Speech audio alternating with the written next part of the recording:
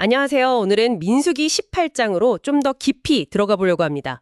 고대 이스라엘 사회에서 제사장, 또 레위인, 이들의 역할과 책임, 그리고 생계 문제까지 이걸 어떻게 규정했는지 살펴보는 시간인데요. 이 종교적 직무 시스템, 참 흥미로운 지점들이 많습니다. 한번 자세히 들여다볼까요? 네, 안녕하세요. 이 18장은요, 그 성소 관련 직무의 중요성, 또 그 거룩함을 아주 강조하고 있습니다. 특히 이제 아론과 그의 아들들, 그러니까 제사장 가문이죠. 그리고 그들을 돕는 레위 지파, 이들에게 주어진 구체적인 역할이 있고 또 그에 따른 보상 체계가 아주 명확하게 나와요. 이게 뭐랄까 단순히 그냥 일 나눠서 하는 걸 넘어서서요.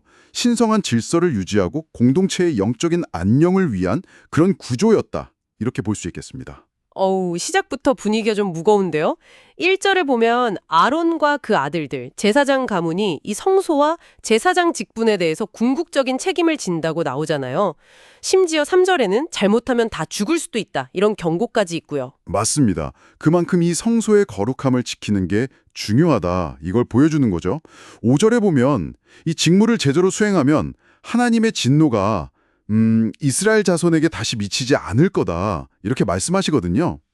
레위인들은 제사장을 돕는 역할 2절이긴 한데 그렇다고 해서 성소의 핵심 기구나 제단에는 직접 접근하면 안 되는 3절. 그런 명확한 경계가 있었어요. 아, 그 선이 분명했군요. 네. 제사장 직분은 하나님이 주신 선물 7절이라고 표현되지만 그만큼 엄격한 책임이 따르는 거죠. 자, 그럼 이제 진짜 궁금한 부분인데요. 이 중요한 직무에만 전념해야 했던 제사장들, 생계는 어떻게 유지했을까요? 이스라엘 자손 중에서 땅을 기업으로 받지도 못했잖아요. 네, 그게 참 흥미로운 지점이죠. 8절부터 쭉 보면요. 백성들이 하나님께 바치는 여러 거룩한 예물들이 있지 않습니까? 그중에 일부가 제사장들 몫으로 주어졌어요.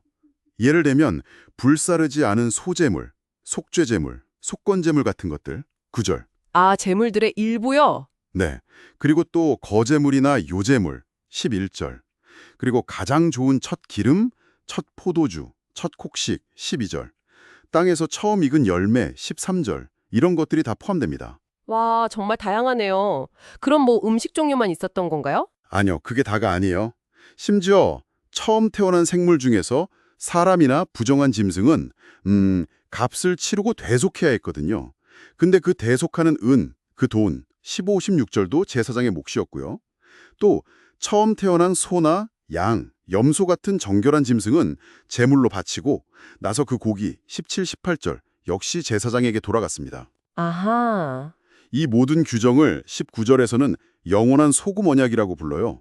변치 않는 약속이라는 뜻이죠. 소금 언약이요? 네. 그리고 이 모든 규정의 핵심 이유가 20절에 딱 나오는데요. 제사장들은 이스라엘 자손 중에서 땅을 기업으로 받지 못하기 때문에 하나님 당신이 친히 그들의 분기시자 기업이 되어주시겠다 이겁니다. 그러니까 다른 생계 걱정을 하지 말고 오롯이 이 신성한 직무에만 집중할 수 있도록 그렇게 시스템을 만드신 거죠. 아, 그렇군요. 하나님이 직접 기업이 되어주신다. 그럼 제사장들을 돕던 레위인들은요? 레위인들도 마찬가지로 땅을 받지 못했잖아요. 네, 레위인들의 경우는요. 21절을 보면 이스라엘 자손 전체가 내는 11조 있죠. 그 11조 전체가 레위인의 기업으로 주어졌습니다. 회막에서 봉사하는 일에 대한 보상인 셈이죠. 아, 11조 전체가 레위인 몫이었군요. 그렇죠. 레위인 역시 제사장처럼 이스라엘 자손 중에서 땅을 기업으로 받지 않았고요. 23절. 그들의 봉사 자체가 그들의 역할이자 기업이 되는 그런 구조였습니다. 이 11조 제도가 그들의 생계를 보장하고 회막 봉사에 집중하도록 하는 아주 중요한 장치였던 거죠. 그런데 여기서 또 놀라운 점이 11조를 받은 레위인들도 다시 11조를 드려야 했다는 거예요. 26절. 이건 좀 의외인데요? 어떤 의미가 있는 건가요? 네, 이거 아주 중요한 포인트입니다.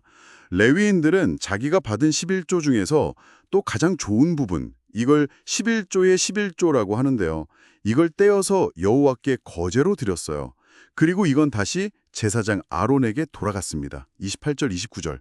아, 받은 것에서 또 떼어서? 네, 이게 뭘 의미하냐면 레위인들 역시 하나님의 이 공급 시스템 안에 있다는 걸 보여주는 거예요. 그리고 감사와 경외함으로 이 질서에 참여한다는 거죠. 받은 것 중에서 가장 좋은 것을 먼저 구별해서 드리는 행위, 29절, 이걸 통해서 그들 또한 하나님을 경외하고 이 제사 제도를 존중한다는 걸 나타내는 겁니다. 이렇게 할 때 죄를 담당하지 않을 것이다. 이런 보장도 주어졌고요. 자, 오늘 이야기를 정리해보면요. 민수기 18장은 제사장과 레위인의 역할 분담이 아주 명확했고 또 그에 따르는 책임도 굉장히 무거웠다는 것.